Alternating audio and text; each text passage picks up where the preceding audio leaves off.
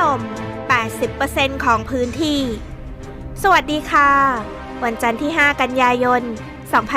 2565 มาติดตามรายงานสภาพอากาศจากกรมอุตุนิยมวิทยากับหอกระจายข่าวชาวบ้านค่ะวันนี้บริเวณประเทศไทยของเราจะได้รับอิทธิพลจากมรสุมตะวันตกเฉียงใต้ที่มีกำลังแรงประกอบกับร่องมรสุมกำลังแรงที่เคลื่อนเข้ามาพาดผ่านในบริเวณตอนกลางของประเทศรวมถึงลมในทุกระดับพัดไปในทิศทางเดียวกันด้วยลักษณะดังกล่าวนี้จึงส่งผลทำให้บริเวณประเทศไทยในช่วงบ่ายถึงค่ำในวันนี้จะมีฝนฟ้าคะนองและมีฝนตกหนักเกิดขึ้นในบริเวณพื้นที่ใดจังหวัดใดบ้างไปติดตามรับชมรับฟังพร้อมกันได้เลยค่ะขอขอบคุณทุกกำลังใจและการติดตามที่มอบให้แอดมินขอขอบคุณทุกการแชร์ที่เห็นว่าคลิปนี้มีประโยชน์กับพ่อแม่พี่น้องทุกท่านนะคะเชิญติดตามรับชมรับฟังได้เลยค่ะจากโมเดลสภาพอากาศจะเห็นได้ว่าบริเวณภาคเหนือภาคตะวันออกเฉียงเหนือภาคกลางรวมทั้งกรุงเทพมหานครและปริมณฑลภาคตะวันออกและภาคใต้จะมีฝนตกหนักถึงหนักมากบางแห่งเนื่องจากร่องมรสุมกำลังแรงพาดผ่านภาคเหนือและภาคตะวันออกเฉียงเหนือ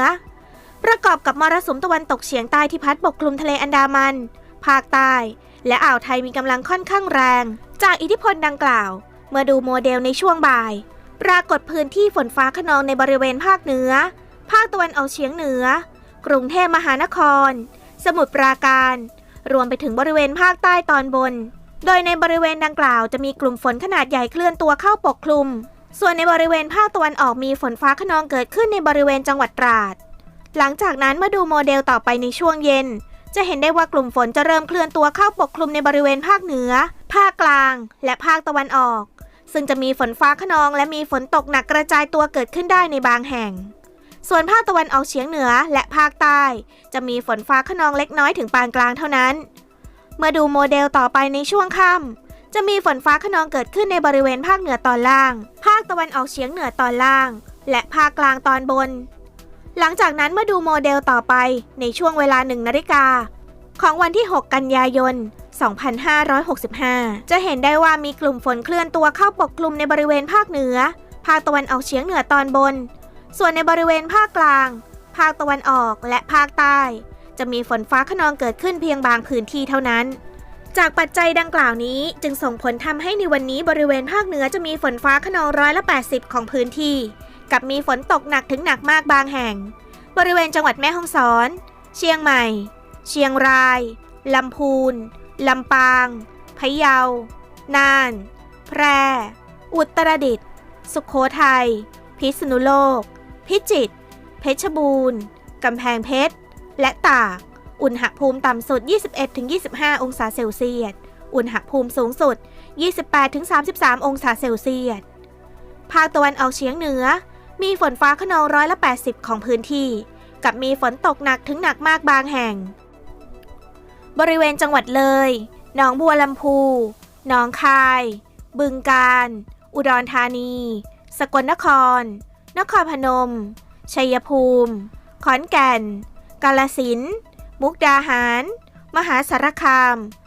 101ยโสธรอำนาจเจริญนครราชสีมาบุรีรัมย์สุรินทร์ศรีสะเกษและอุบลราชธานีอุณหภูมิต่ำสุด 22-24 องศาเซลเซียสอุณหภูมิสูงสุด 28-31 องศาเซลเซียสภาคกลางมีฝนฟ้าคะนอง80%ของพื้นที่กับมีฝนตกหนักถึงหนักมากบางแห่งบริเวณจังหวัดสมุทรสงครามสมุทรสาครกาญจนบุรีสุพรรณบุรีอุทัยธานี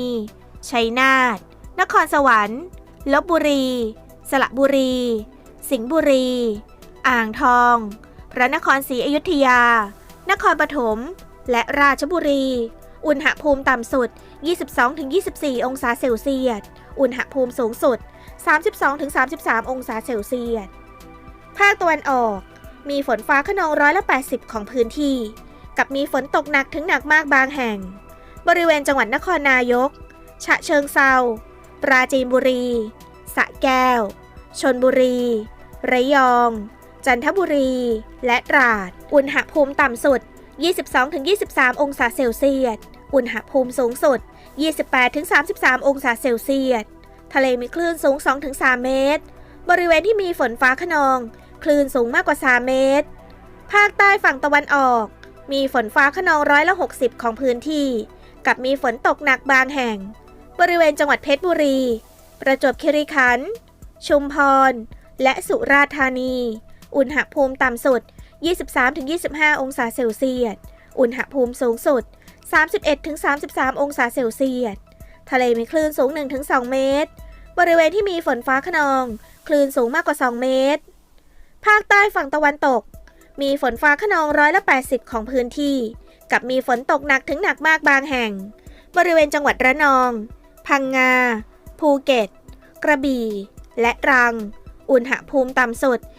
23-25 องศาเซลเซียสอุณหภูมิสูงสุด 28-30 องศาเซลเซียสทะเลมีคลื่นสูง 2-3 เมตรบริเวณที่มีฝนฟ้าคะนองคลื่นสูงมากกว่า3 เมตรกรุงเทพมหานครและปริมณฑลมีฝนฟ้าคะนอง80%ของพื้นที่กับมีฝนตกหนักถึงหนักมากบางแห่งอุณหภูมิต่ำสุด 23-25 องศาเซลเซียสอุณหภูมิสูงสุด 32-34 องศาเซลเซียสหลังจากนั้นมาดูโมเดลต่อไปในวันพรุ่งนี้บริเวณประเทศไทยของเรายังคงได้รับอิทธิพลจากร่องมรสุมกำลังแรงที่เลื่อนลงมาพาดผ่านบริเวณภาคเหนือตอนล่างภาคกลางตอนบนและภาคตะวันออกเฉียงเหนือประกอบกับอิทธิพลของมรสุมตะวันตกเฉียงใต้ที่มีกำลังแรงขึ้นจึงส่งผลทำให้บริเวณประเทศไทยมีฝนเพิ่มขึ้นโดยเมื่อดูจากโมเดลสภาพอากาศแล้วจะเห็นได้ว่ากลุ่มฝนจะเกิดขึ้นตั้งแต่ช่วงเช้าในบริเวณภาคเหนือซึ่งจะมีฝนฟ้าคะนองและมีฝนตกหนักกระจายตัวอยู่เกือบทั้งภาครวมไปถึงในบริเวณกรุงเทพมหานครและปริมณฑลและภาคตะวันออกแถบชายฝั่งส่วนในบริเวณภาคตะวันออกเฉียงเหนือและภาคใต้จะมีฝนฟ้าคะนองกระจายตัวเพียงเล็กน้อยเท่านั้นเมื่อดูโมเดลต่อไปในช่วงบ่ายจะเห็นได้ว่ากลุ่มฝนจะเริ่มแผ่กระจายตัวมากขึ้นทำให้มีฝนฟ้าคะนองเกิดขึ้นในบริเวณฝั่งรับลมมรสุมก่อนที่ภาคเหนือภาคกลางและภาคใต้ทางด้านทิศตะวันตกส่วนบริเวณภาคตะวันออกจะมีฝนฟ้าคะนองกระจายตัวอยู่ได้เกือบทั้งภาคและจะมีฝนตกหนักกระจายตัวเกิดขึ้นได้ในบางแห่งส่วนภาคตะวันออกเฉียงเหนือยังคงมีฝนน้อยเมื่อดูโมเดลต่อไปในช่วงเย็นถึงค่ำจะเห็นได้ว่ากลุ่มฝนเริ่มแผ่กระจายตัวเพิ่มมากขึ้นโดยจะมีฝนตกหนักเกิดขึ้นในบริเวณภาคกลางภาคตะวันออกและภาคใต้ส่วนบริเวณภาคเหนือและภาคตะวันออกเฉียงเหนือเริ่มมีฝนฟ้าคะนองกระจายตัวเพิ่มขึ้นตั้งแต่ช่วงเย็นไปจนถึงช่วงดึกซึ่งจะสังเกตเห็นได้ว่ามีพื้นที่สีแดงกระจายตัวเกิดขึ้นได้ในหลายพื้นที่ด้วยและมาดูโมเดลต่อไปจะเห็นได้ว่าฝนยังคงกระจายตัวเกิดขึ้นได้จนถึงวันที่ 7 กันยายน 2565ซึ่งจะเห็นได้ว่าในช่วงบ่ายถึงค่ำจะมีฝนฟ้าคะนองและมีฝนตกหนักถึงหนักมากกระจายตัวอยู่ในบริเวณภาคกลางและภาคตะวันออกซึ่งปรากฏพื้นที่สีแดงขึ้นอีกด้วยส่วนในบริเวณภาคเหนือและภาคตะวันออกเฉียงเหนือฝนที่เกิดขึ้นส่วนมากจะเกิดในช่วงเวลาเย็นถึงค่ำนะคะตามที่เราได้ดูโมเดลร่วมกันมาจะเห็นได้ว่ากลุ่มฝนยังคงตกกันแบบต่อเนื่องยาวๆอีกทั้งยังคงมีพื้นที่สีแดงกระจายตัวเกิดขึ้นได้ในทุกภาคและจะเกิดขึ้นในทุกวันเนื่องจากมีหย่อมความกดอากาศต่ำที่อยู่บริเวณประเทศสปป.ลาวตอนล่างและประเทศกัมพูชาลักษณะการหมุนวนทวนเข็มนาฬิกาจึงทำให้การยกตัวของอากาศเป็นไปได้ดีอีกทั้งการพัดนำความชื้นเข้าหาบริเวณประเทศไทยจากลมในทุกระดับจึงส่งผลทำให้บริเวณประเทศไทยมีฝนฟ้าคะนองกระจายตัวและมีฝนตกหนักตกนานตกแช่แบบต่อเนื่องอีกด้วยจึงขอแจ้งข่าวนี้ให้พ่อแม่พี่น้องทุกท่านได้รับทราบเอาไว้ล่วงหน้าเพื่อที่จะได้เตรียมตัววางแผนในการรับมือกับสภาพอากาศที่จะแปรเปลี่ยนไปในทุกวันพร้อมทั้งขอเน้นย้ำให้พ่อแม่พี่น้องที่อยู่ในบริเวณพื้นที่เสี่ยงภัยน้ำท่วมเป็นประจำพื้นที่ลาดเชิงเขาใกล้ทางน้ำไหลผ่านพื้นที่ลุ่มพื้นที่ท้ายเขื่อนและพื้นที่ริมแม่น้ำลำคลองต่างๆให้เฝ้าระวังอันตรายจากฝนตกหนักถึงหนักมากและฝนที่ตกสะสมซึ่งอาจทำให้เกิดน้ำท่วมฉับพลันและน้ำป่าไหลหลากได้สำหรับพ่อแม่พี่น้องชาวเรือในบริเวณทะเลอันดามันตอนบนและอ่าวไทยตอนบนควรเดินเรือด้วยความระมัดระวังและหลีกเลี่ยงการเดินเรือในบริเวณที่มีฝนฟ้าคะนองสำหรับเรือเล็กบริเวณทะเลอันดามันตอนบนควรงดออกจากฝั่ง